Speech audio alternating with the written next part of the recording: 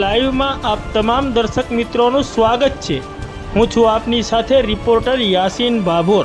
આજના મહત્વના સમાચારની વાત કરીએ તો સુખસર અને ફતેપુરા તાલુકામાં સરકારી ચોપડે નોંધાયેલા કાયદેસરના ખ્રિસ્તીઓને જ નાતાલની મંજૂરી આપવા બાબતે સ્થાનિકથી લઈને ડેપ્યુટી સીએમ સુધી આવેદનપત્ર આપી રજૂઆત કરાઈ।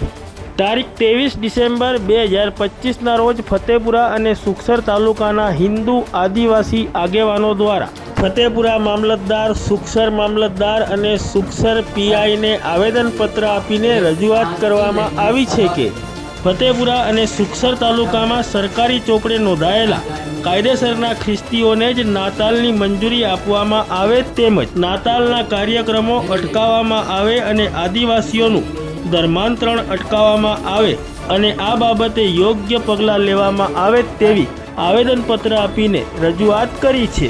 આ બાબતે તેઓએ સ્થાનિકથી લઈને કલેક્ટર દાહોદ, એસપી દાહોદ તેમજ ફતેપુરા અને સુખસર મામલતદાર, સુખસર પીઆઈને તેમજ ડેપ્યુટી સીએમ અને ગૃહ મંત્રાલય સુધી લેખિતમાં રજૂઆત કરીને આ બાબતે યોગ્ય પગલાં તાત્કાલિક લેવા માટેની માંગ કરી છે।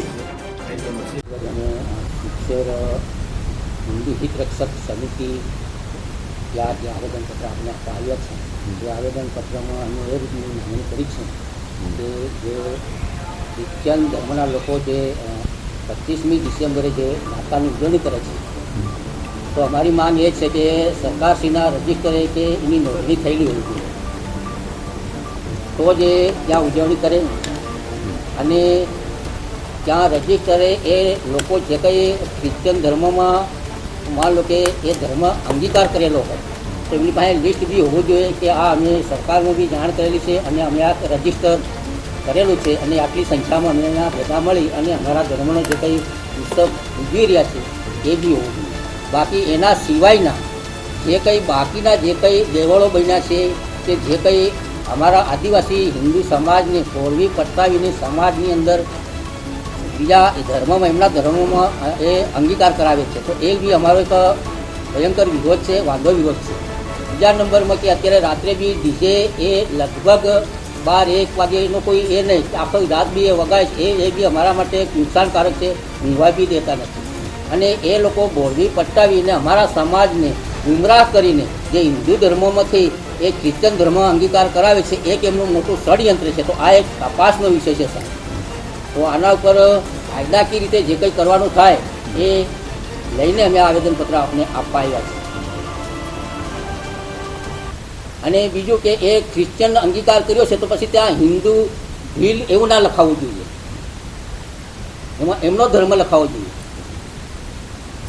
અને બે બાજુ લાભ લે છે। એક તો એ ધર્મ પરિવર્તન કરે છે તો હિન્દુઓનો જ લાભ લે છે, ત્યાં હિન્દુ ભીલ એમની જાતિ લખાવે છે અને ક્રિશ્ચિયનમાં એ પરિવર્તન કરાવે છે, અંગીકાર કરાવે છે, પ્રેશર મારીને બી કરાવે છે, લોભ લાલચ આપી અને માન લો કે કોઈ બીમાર પડ્યા હોય તો અમે સુધારી દઈએ, આવી બધી ઘણી લોભાવની બાબતોને લઈને ગુમરાહ કરી રહ્યા છે તો એ ના હોવું જોઈએ। એના પર કાયદેસરની કાર્યવાહી થવી જોઈએ અને પગલાં લેવા જોઈએ ત્વરિત ગતિએ।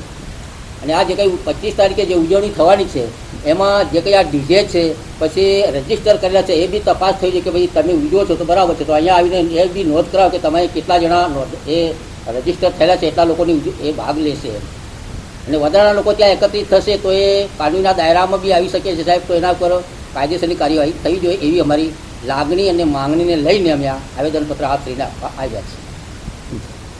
એ તમારી રજૂઆત મળી છે બરાબર આજે, તો આના પણ જે કંઈ કાયદેસરની જે કાર્યવાહી કરવી પડતી હોય એ અમે કરીશું અને સરકારમાં બી તમારી જે રજૂઆત એ મોકલીશું બરાબર। અને અહીંયાથી અમારા લેવલથી બી જે કંઈ કાર્યવાહી કરવાની થશે એ અમે કાર્યવાહી જે કરવી પડશે એ કરીશું બરાબર। ને કાયદાકીય કાર્ય જે બી કરવાનું થાય એ થશે બરાબર।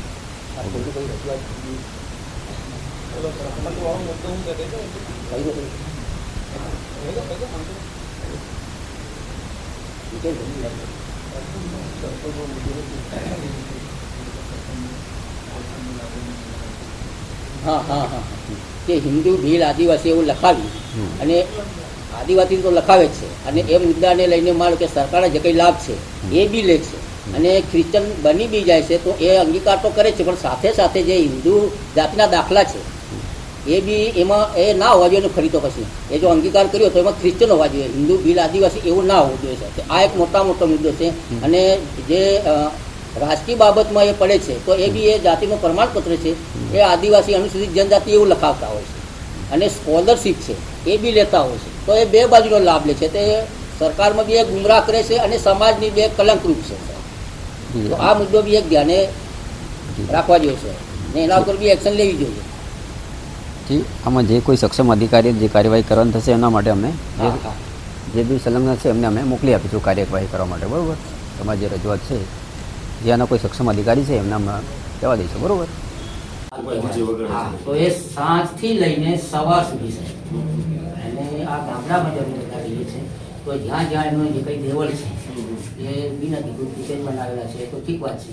તો એ ડીજેને લઈને એ પરમિશન લેવી જોઈએ, અને પરમિશન લીધા પછી જે કંઈ સમય તમે નક્કી કરો એ સમય પ્રમાણે જે વગાડે અને ત્યારે બંધ કરે આખી રાત માટે. એને ત્યાં મારી એક રજૂઆત છે સાહેબ. કઈ વાંધો નહીં, રજૂઆત ઉપર સુધી પહોંચાડશું ને એનો બરોબર અમલ થાય ને નિયમ મુજબનું કાર્યવાહી કરશું. અને એ કાર્યવાહી થાય સાહેબ તો દરેકને એ માન લો કે ફાયદારૂપ છે. બાકી જો એ ઉપરવટ જાય અને ના માને વાતને તો પછી અમે બી અમારી રીતથી ના એના માટે અમે જે કંઈ એના કેસ થતો હશે ડીજે ઉપર કરશું. બરોબર, એ સત્તા તો આમાં કેવું છે કાયદામાં છે એ પ્રમાણે કાયદામાં પણ જે ડર હશે સજા હશે જે કંઈ જોગવાઈ મુજબ એ અમે કાર્યવાહી કરશું. તમે લોકો ખાલી ધ્યાન દોરવાનું કે સાહેબ ડીજે વાગે છે અને આટલો ટાઈમ થઈ ગયો છે, અમે એને સૂચના આપી દઈશું, મિટિંગ પણ કરી લઈશું. તમે લોકો ટૂંકમાં એને રોકવા ના જઈ શકો. એઝ અ પબ્લિક આપણે જાણ કરી શકીએ કે સાહેબ કે રજૂઆત કરી હતી પણ જાણ કરો, મામલતદાર સાહેબને જાણ કરો,